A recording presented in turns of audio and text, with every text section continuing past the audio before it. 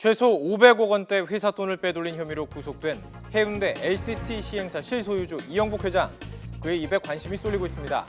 LCT가 지어지는 과정이 도무지 이해할 수 없는 특혜 의혹들이 이어졌기 때문입니다.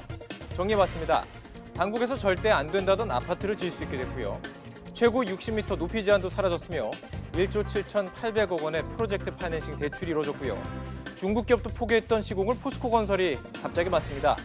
이 때문에 최순실 씨와 같은 계를 했던 이 씨가 정치권에 대규모 로비를 했을 것이라는 의혹이 제기되는 것인데요. 이 씨는 입이 무겁기로 알려져 있습니다.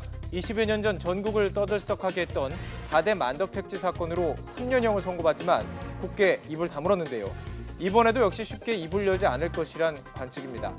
지난 주말 구속된 이 회장은 일단 정관계 로비 혐의를 전면 부인하고 있습니다. 차상은 기자의 보도입니다. 해운대 LCT는 최고층이 101층에 달하고 사업비만 2조 7천억 원이 넘는 초대형 건설 사업입니다. 우리나라 대표적인 관광지인 해운대 해수욕장을 앞마당처럼 쓸 수 있다는 지리적 이점을 내세워 대우건설에 이어 지난 2013년 중국의 대표적인 건설회사인 중국건축이 시공사로 선정됐습니다.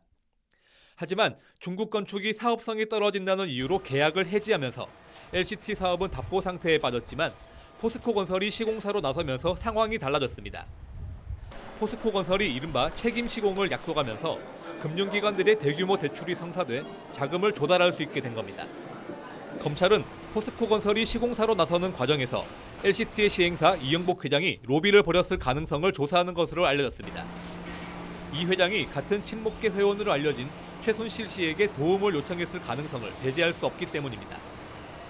최 씨가 포스코그룹 권호준 회장의 가족과 친분이 있고 청와대 비선실세로서 포스코 인사에 관여했다는 의혹이 일부에서 제기되면서 LCT의 시공사로 포스코가 나선 배경에는 최 씨가 있을 것이라는 추측이 나오고 있습니다. 부산 지역 전직 국회의원이자 전 청와대 고위 인사 등이 시공사 선정과 자금 조달에 힘을 썼다는 의혹도 검찰이 조사 중인 것으로 알려졌습니다.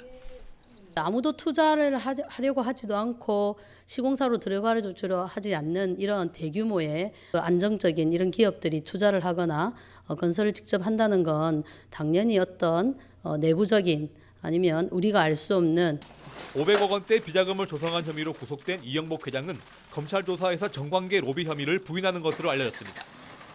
YTN 차상은입니다.